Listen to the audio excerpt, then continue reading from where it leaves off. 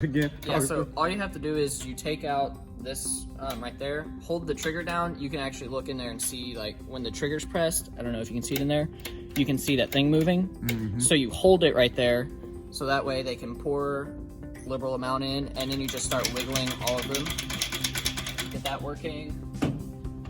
Put this back in. Then you pull this one out, and this is what trips up everyone. You pour it in the slide itself. It doesn't matter which one of these, but you pour it in. Then you put it back right here. And you can see it works all of these, so all you have to do is just slowly turn it, get it down,